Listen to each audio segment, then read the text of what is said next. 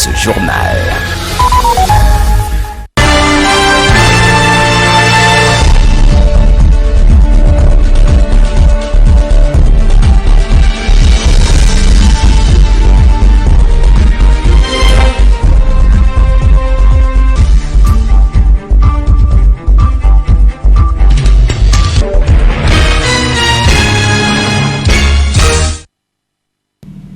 Bienvenue sur TPT+, à cette session d'information. Nous ouvrons cette édition.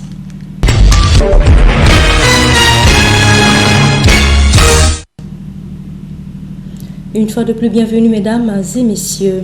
Le Parlement devrait être un haut lieu du débat démocratique afin de passer au peigne fin tout ce qui peut venir de l'exécutif, le cas du budget prévisionnel. Voilà qui peut faire gagner la République au détriment de la camaraderie politicienne. Le feu vénérable Tikaya savait promouvoir la démocratie participative au Parlement. Suivez cette esquisse que nous propose Tivongo.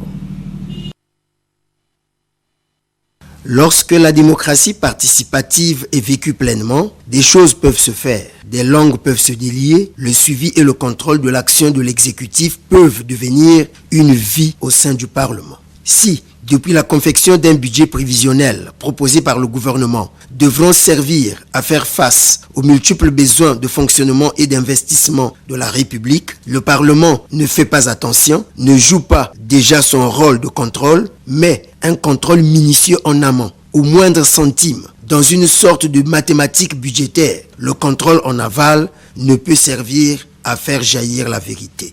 Car lorsque les chiffres ont été faussés, ou plutôt qu'un zéro soit en trop ou en moins, cette embrouille va se répercuter à tous les niveaux, au point de ne pas être crédible devant les partenaires financiers. Quoi que l'on dise que le diable se cache dans les détails, mais c'est en faisant attention aux détails que le feu vénérable Tikaya a pu déceler en son temps des faiblesses. C'était au cours d'une session parlementaire au Sénat relative au débat d'orientation budgétaire. Un parlementaire, quoique vénérable, devrait connaître un peu de mathématiques. C'est utile pour le développement de la République. Suivez attentivement Feu vénérable Tikaya.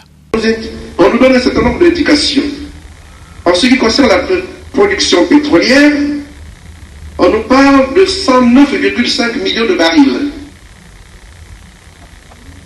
Une décote à 0,5 $, un prix du brut congolais qui se situe à 54,33 $ et un taux de change, $1 égale à 530 francs CFA. Mais si je fais un petit calcul pour essayer d'évaluer les réserves pétrolières par rapport aux indications, par rapport aux chiffres qui nous sont donnés là, je crains bien que je ne puisse pas tomber sur le montant du budget à 1806 milliards qui nous a été communiqué.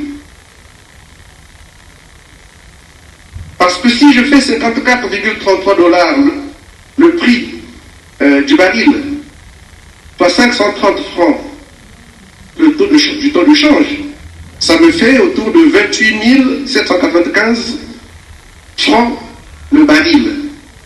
Rapporté à 109,5 millions de barils, le calcul me donnerait plus de 3153 milliards.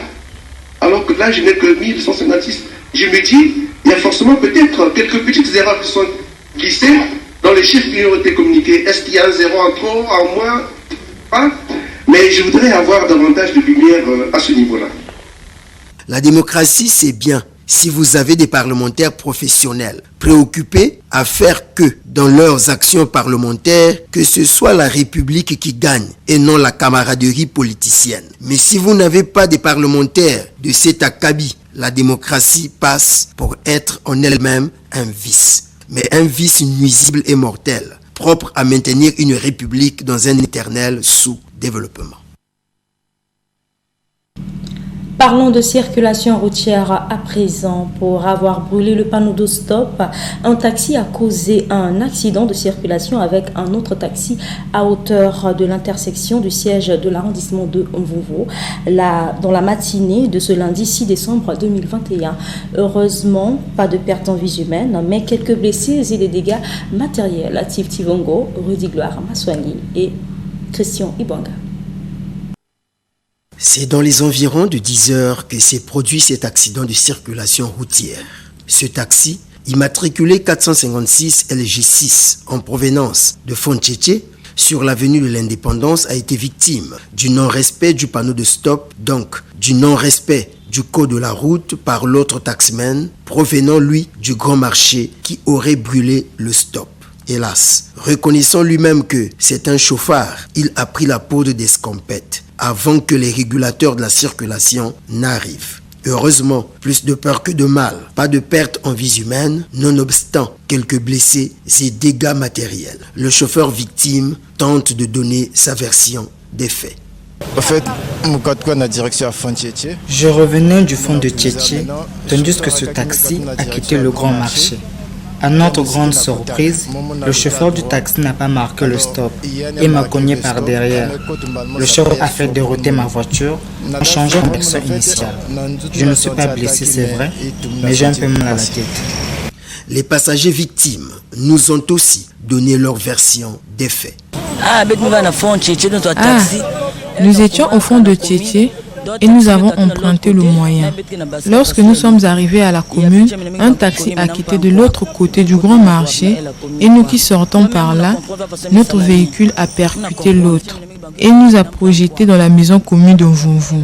Même moi, je ne comprends pas comment est-ce que ça s'est produit. J'ai mal au niveau des mains et aussi aux pieds. Lorsque nous sommes arrivés ici, ce taxi venait du Grand Marché et le nôtre l'a cogné. Ensuite, nous nous sommes retrouvés ici où il a encore cogné le mur de la commune de Mvovo. J'étais assis devant. Ce taxi a eu tort. C'est un taxi de marque, plus de poulet. Le chauffeur a brûlé le stop. Et lorsque nous sortons de ce taxi, c'est déjà trop tard. Voilà pourquoi il a cogné. Il a changé de direction. Je vais bien, mais j'ai un peu mal à la tête. Nous sortons chaque matin pour faire paisiblement nos courses en empruntant ces moyens de transport en commun. Malheureusement pour nous, ces chauffards, cascadeurs, ces brûleurs des stops semblent être les plus nombreux dans la circulation à Pointe-Noire. Ainsi, nos vies sont permanemment en danger avec cette race de chauffeurs. Pour avoir fui, c'est sûr qu'il n'a même pas de permis, si ce n'est la méthode convocation. 1500 voire 2000 francs CFA et l'on est dans la circulation, conduisant des pères et des mères de famille. Laissons cet accident de la circulation routière pour parler de la Covid-19. Depuis que la pandémie à Covid-19 a fait éruption dans le monde, les gouvernants africains ne cessent de redoubler des efforts pour lutter contre ce fléau. La République du Congo particulièrement n'est pas restée en marge de cette mobilisation mondiale, allant jusqu'à instituer le pass sanitaire, rendant presque obligatoire le vaccin anti-Covid-19. Malheureusement, ce pass sanitaire semble poser problème. C'est un reportage observation de Félix Romaric. Cette pandémie à coronavirus Covid-19 a été détectée pour la première fois en Chine en 2019. Il a traversé les frontières de notre pays en mars 2020. Déstabilisons le quotidien des citoyens au point de se retrouver en confinement. Au-delà des normes relatives à la distanciation physique, au lavage des mains, bref, au respect des mesures barrières, véritable casse-tête chinois, jusqu'à ne pas pouvoir saluer ses proches avec la main, ne pas se toucher les organes comme le nez, les yeux, la bouche et j'en passe. Jusqu'ici, seul moyen pour repousser ou lutter contre la propagation de cette cruelle pandémie. Hélas, malgré tous ces dispositifs, le taux de contamination n'a fait que galoper. Voilà qui va obliger les autorités à instituer l'opération dite coup de poing, lancée de manière à renforcer certaines mesures, notamment la vaccination. qui permettra certainement l'atteinte de l'immunité collective, soit 60% de la population vaccinée. Se vacciner devient presque obligatoire. Le pass sanitaire est entré en vigueur ce mercredi 2 décembre 2021 en République du Congo. La présentation de ce passeport sanitaire devra servir de preuve pour toute personne vaccinée. Concernera tous les déplacements entre les grandes agglomérations du Congo pour les voyageurs, mais aussi pour la prise de poste et toute opération dans les administrations publiques et même les entreprises privées pour les agents et usagers, notamment les banques. Chemin faisant, la population ayant compris l'enjeu est en train de répondre à la vaccination. Seulement voilà, il se pose un problème de logistique pour la délivrance de ce fameux pass sanitaire. Le pauvre citoyen se plaint du fait que, après s'être vacciné, le pass sanitaire ne suit pas aussitôt. Il est délivré 1 voire 2 mois après, alors que le gouvernement exige qu'il soit présenté auprès des forces de l'ordre. Que faire? La question reste posée. En tout cas, surtout sur ça. Même moi, pour avoir ça, j'ai fait au moins 6 mois. Je me suis fait vacciner depuis juin. Mais j'ai récupéré les papiers là, c'est à peine. Le lundi, je crois, c'était le lundi, je sais pas, 28 comme ça. C'est là où j'ai reçu. Pour avoir le papier, c'est difficile. C'est à toute fois quand tu vas là-bas, donc il faut que tu parles. Mais on ne comprend pas. Mais pourtant, le gouvernement a mis en place toutes les dispositions pour avoir ces papiers-là. Vous faites vacciner, c'est quelque chose de 2 ou 3 jours, une semaine après, tu viens. Mais 6 mois. Depuis le 25 juin, je me suis fait vacciner. Depuis le 25 juin. Mais j'ai eu le papier-là en décembre. C'est chiant. Là maintenant, c'est vraiment aussi...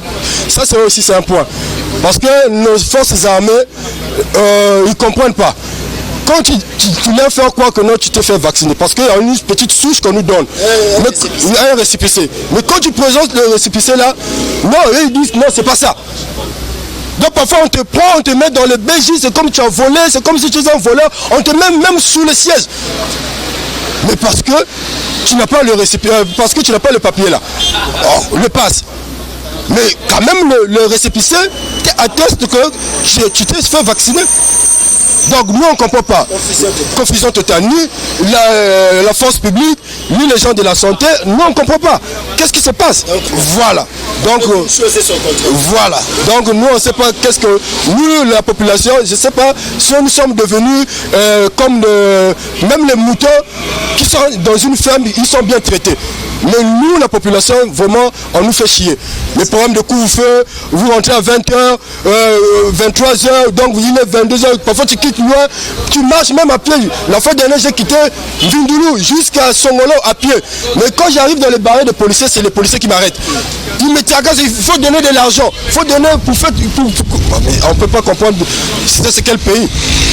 Ceci dit, à chacun son vaccin, oui, mais aussi à chacun son pass sanitaire. Sinon, pourquoi sortir d'un centre de vaccination sans pass sanitaire alors qu'on vient de se faire vacciner? Et dire que les forces de l'ordre sont mises à contribution pour traquer tous ceux qui n'ont pas de passe sanitaire. Que veut le gouvernement si le problème n'a pas été vu en amont? Donc, avant le lancement de cette opération dite coup de poing, ce n'est pas en aval qu'il trouvera solution. Tenez, il manque du matériel informatique, des imprimés, le personnel vaccinal propre à tenir une vaccination de masse. Oui, pour le moment, nous répétons que nous avons encore un souci au niveau du matériel qui nous fait défaut.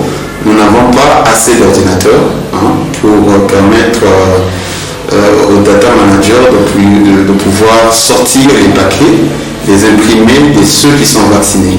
Et cela est également en cours, étant donné que nous avons attendu que les sites puissent se multiplier. Aujourd'hui, nous avons vu la réalisation et nous osons croire que nous aurons dans un bref délai assez d'ordinateurs pour permettre à ce que les paquets soient rendus aux personnes non vaccinées. Sur ce point, nous avons cherché une solution pour mettre à la disposition des candidats à la vaccination un récépissé qui leur permettra donc de montrer aux agents du contrôle que la personne a été vaccinée. Évidemment, pourquoi il y a un peu de difficulté? Parce qu'il y a affluence.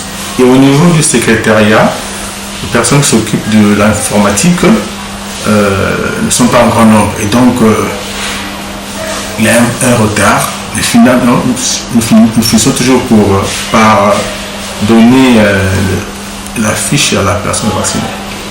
C'est vrai que ça perdure ces 2 mois, mais nous avons des exceptions. Il y a certaines personnes qui parfois posent le compte de voyage, mais il y a parfois la possibilité de les aider dans ce sens-là. Pourvu que la personne soit vaccinée, personne vaccine. Merci, docteur. C'est bon. La problématique des passes sanitaires, le gouvernement semble vouloir d'une chose et son contraire. Poursuivons ce journal sur la route nationale numéro 5. Devenue grandement en danger permanent pour les contribuables, la route nationale numéro 5 s'est de nouveau fortement dégradée ces derniers temps. Dans cet état, cette artère nationale va causer beaucoup de dégâts tant humains que matériels si l'on y prend garde. C'est un reportage constat de notre reporter Titi Vongo qui est passé par là le vendredi 3 décembre 2021 au soir. Nous sortions d'un village du district de Madingokai. Interpellés par la vocation, on ne pouvait ne pas traverser pour une énième fois cette bonne partie du tronçon de la RN5 en dégradation continuelle. Il faut d'ores et déjà vous faire savoir que la qualité des images ne vous fasse pas dire que c'est l'opérateur de prise de vue qui n'est pas professionnel. Loin s'en faut. C'est bien justement l'état de cette route qui met à nu l'antiprofessionnalisme des ingénieurs qui ont eu la charge de la construire. Nous avons, bien entendu, exploité cette astuce professionnelle pour faire passer le message, c'est-à-dire filmer cet état de dégradation de la route en roulant pour que vous puissiez bien vous rendre compte, ou plutôt que les autorités compétentes se rendent compte que la RN5 a besoin, mais en urgence, d'une cure thérapeutique à la hauteur de la gravité du problème. Comme vous le constatez, la RN5 risque de ne plus être praticable dans les heures qui viennent, surtout avec les pluies de ces derniers temps. Tenez, entre Luango et Tisanga dans le Kwilu, donc sur la traversée des gorges de Diosso du côté de la RN5, des éboulements et glissements de terrain sont observés il y a des lustres, créant ainsi des bancs de sable ou de terre sur la chaussée, mettant les usagers sérieusement en difficulté, non sans avoir déjà occasionné par le passé un accident mortel. Et entre l'ex-péage de Lemba jusqu'à pratiquement l'arrondissement 5 Mongompuku à Pointe-Noire, la nationale numéro 5 laisse vraisemblablement à désirer. Contemplez.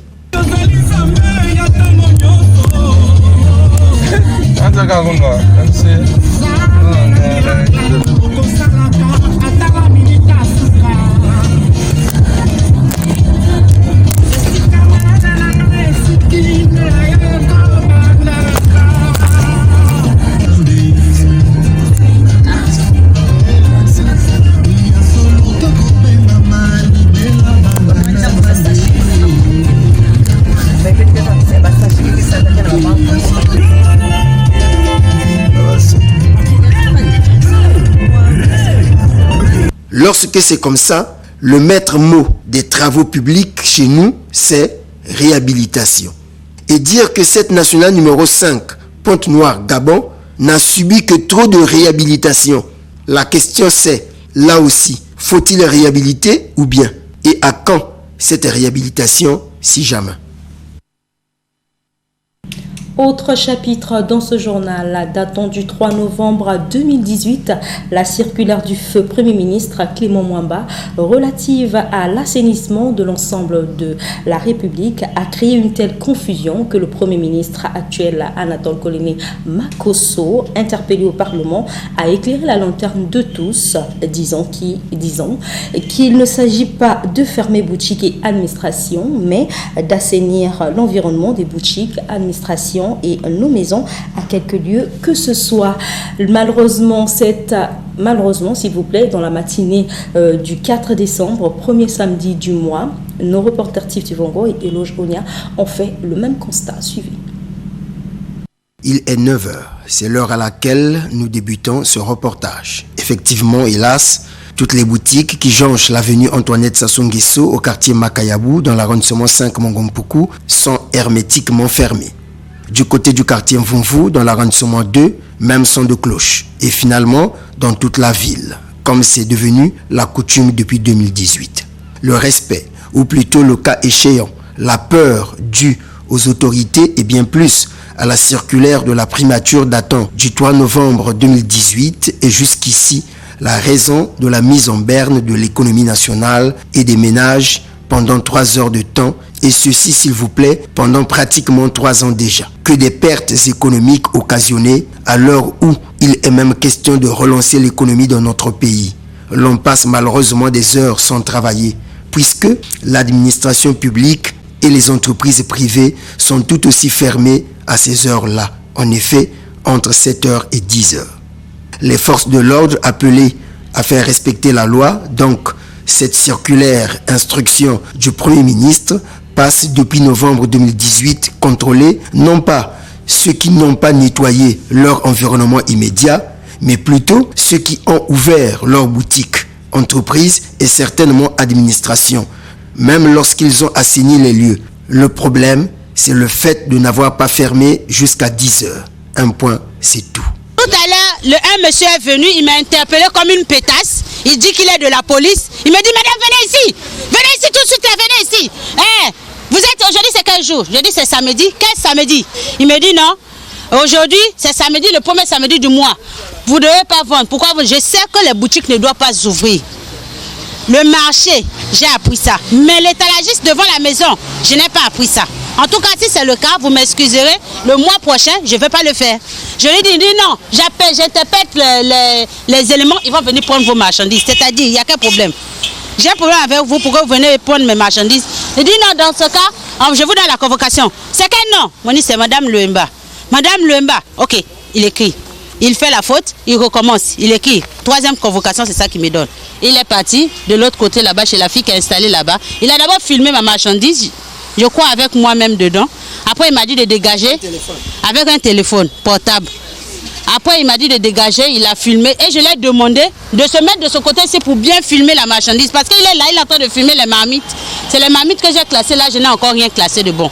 Il est parti chez la fille là, il a forcé son portail, il lui a fait rentrer le portail au pied.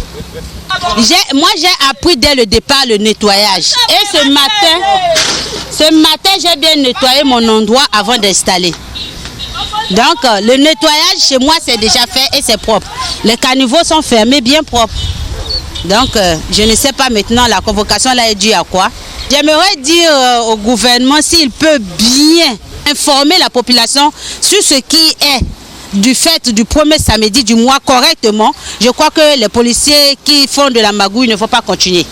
Le monsieur était là ce matin, j'ai fait sortir un peu de choses. Et puis, comme mon bébé était malade, j'ai dit, je cherche quelque chose à manger d'abord avant de finir d'installer. En même temps, elle a quitté chez ma soeur là-bas, elle a venu. Chef, je dis, comme elle a comment faire la bruit là-bas, moi aussi, je fais rentrer seulement mon chose pour éviter le problème. J'ai fait rentrer, j'ai laissé seulement la marmite comme ça. J'ai fermé la porte. En même temps, elle a pris son téléphone, elle entend des points. Elle finit, elle est venue à côté de la porte, elle a poussé. Je dis, oh, j'ai ouvert. J'ai dit, regarde ce que tu m'as fait. Fallait toquer, je rouvre, on compte, non? Oh, pourquoi tu entends des filles? Je dis, oh, je t'ai respecté si j'ai fui, parce que je sais déjà, tu fais l'autre là-bas avec ma soeur. C'est à cause de ça que je fais rentrer mon chose, pour que ça ne sera pas le problème. Mais tu as poussé la porte, regarde comment tu m'as blessé. Oh, faut aller à l'hôpital. Tu veux être fermé, tu vas me fermer pourquoi? Voilà que des préjudices peuvent être causés aux paisibles citoyens qui semblent mieux comprendre le contenu de cette circulaire du Premier ministre, Feu Clément Mwamba, et bien plus, la levée de la confusion créée autour justement de cette circulaire par celui qui est en train d'assurer la continuité de l'État à cette fonction, Anatole Coliné Makosso, interpellé sur cette question au Parlement. En ce qui concerne le premier samedi du mois, à ce que je sache, il n'y a pas très longtemps que le Premier ministre est passé à donner de l'éclaircissement au palais du Parlement en ce qui concerne le premier samedi du mois. À mon entendement, ce que j'ai ouï comprendre, c'était juste à ce qui concerne l'assainissement des lieux, mais qui n'était pas question de fermer les administrations ou les boutiques. Donc ça, c'est ce que moi j'ai ouï comprendre. Voilà pourquoi je suis ouvert. Une administration ou une boutique qui ne travaille pas du matin au soir, je ne sais pas, du matin à 10h, qu'est-ce qu'on peut en gagner étant fermé? Absolument rien. Donc du coup, ça ne nous arrange pas. Et s'il faut s'appuyer sur ce que le Premier ministre avait dit au Palais de Parlement, c'était juste pour l'assainissement. Maître de la propreté ne demande pas de fermer une administration. C'est mieux de passer sensibiliser ceux qui n'ont pas compris le message que de brutaliser la population, parce que nous nous comptons sur les policiers. Nous comptons sur la loi pour que ce qui nous a été dit soit respecté, mais pas en nous brutalisant et en nous maltraitant, c'est pas bon. Oui, nous tous, dans toute la République, sommes passés à côté de l'essentiel, de l'idée maîtresse de cette circulaire, l'assainissement de la République dans tous ses coins et recoins, et non la fermeture ou l'arrêt de l'économie pendant 3 heures du temps tous les premiers samedis du mois. Ça veut dire que depuis novembre 2018 jusqu'à ce jour, prenons ne fût-ce que 3 ans. Nous avons donc arrêté l'économie pendant 432 heures. Que chacun fasse les calculs des pertes économiques que la République, les opérateurs économiques et les ménages en cette période de Covid-19, doublée de la crise économique, ont subi jusqu'ici simplement faute de mauvaise interprétation d'une note. Hélas, plus de fermeture de quoi que ce soit les premiers samedis du mois. Mais nettoyons s'il nous plaît l'environnement de nos administrations publiques comme privées, de nos boutiques ainsi que de nos maisons dans tous les villages et villes de notre pays. C'est le contenu essentiel de cette circulaire de la primature.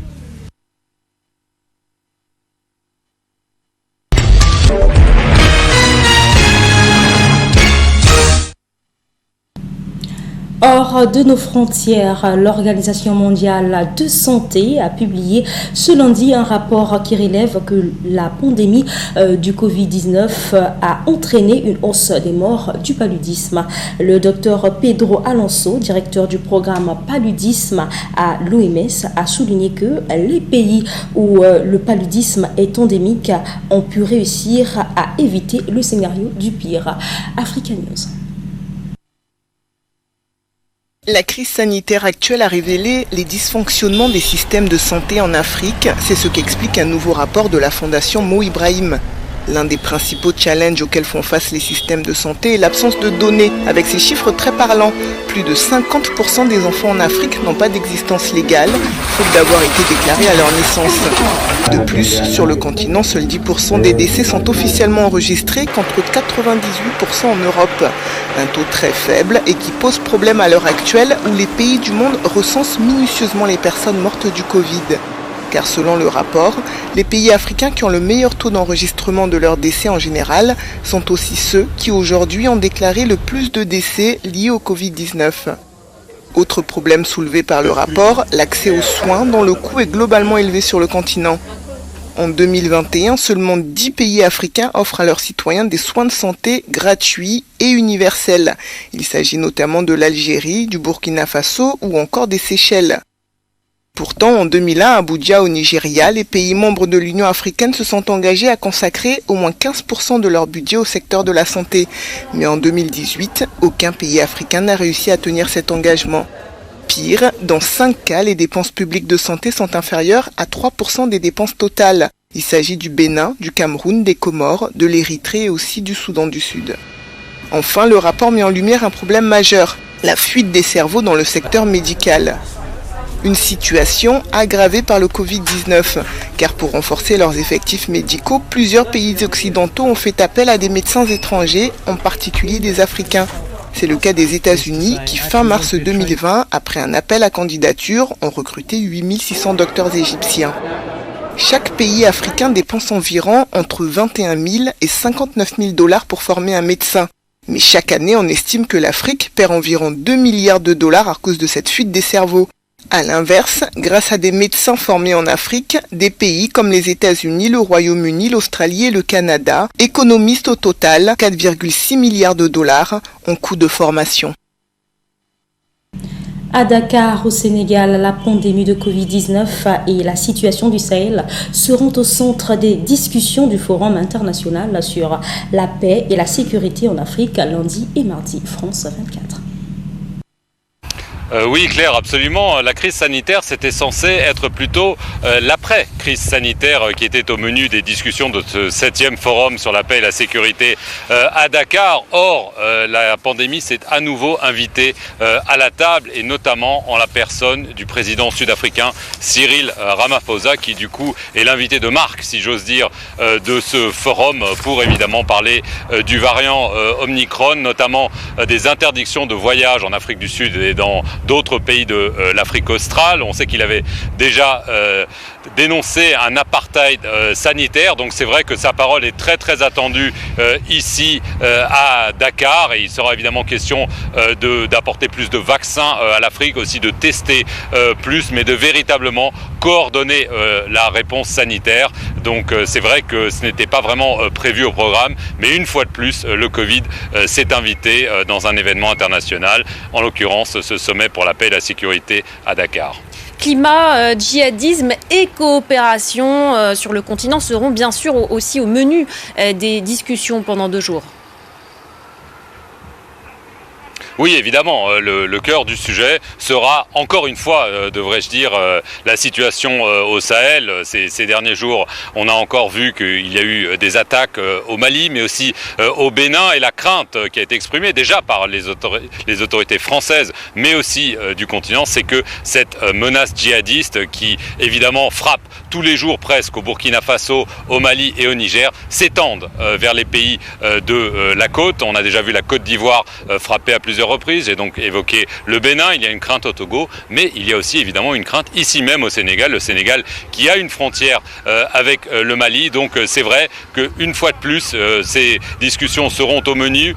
Faut-il renforcer l'aspect militaire? Il faudra évidemment parler de développement, mais il y a aussi toujours cette question de savoir si un jour ou l'autre, il faudra s'adresser, peut-être négocier avec certains groupes djihadistes. Paris ne veut pas en entendre parler, mais on sait que les autorités sahéliennes commencent à y penser sérieusement, parce qu'il faudra bien sortir de l'ornière dans laquelle se trouve la situation sécuritaire au Sahel, mais désormais au-delà. Merci beaucoup. Toujours à l'international, déclaré officiellement vainqueur du scrutin du dimanche passé de la commission électorale, le président sortant Adama Barrow est nouvellement réélu à la tête de la Gambie. Avant même la fin de cette proclamation, ses adversaires ont dit contester ces résultats et se réservent tous les moyens, s'il vous plaît, d'action. France 24, une fois de plus.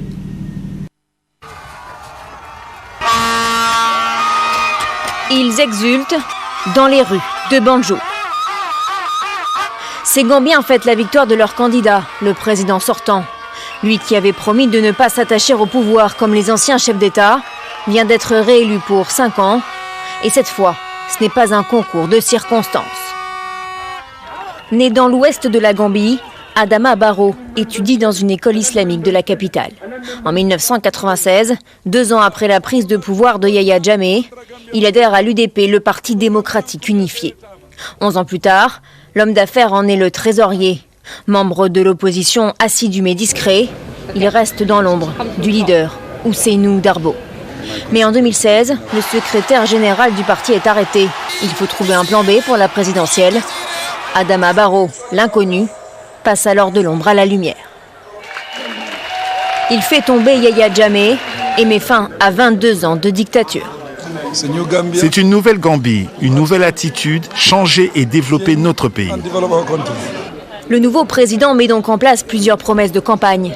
Il stoppe le processus lancé par l'ancien président pour que la Gambie quitte la CPI.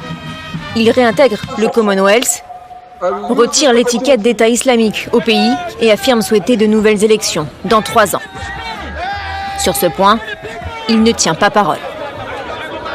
Autre sujet qui lui fait défaut, il avait promis de rendre justice aux victimes de l'ancien régime. Nous n'allons pas enquêter uniquement sur Yahya Jammeh, mais nous allons enquêter sur tout ce qui s'est passé au cours des 22 dernières années. Plus de 4 ans plus tard, rien n'a été fait. Le mois dernier, le rapport Vérité et Réconciliation remet ses conclusions. Adama Barrow promet une nouvelle fois d'agir. Mon gouvernement étudiera attentivement le rapport pour prendre les mesures appropriées. Réélu à 56 ans, le président Barrow a encore de nombreux chantiers sur la table, notamment économiques. La Gambie est le 19e pays le plus pauvre du monde.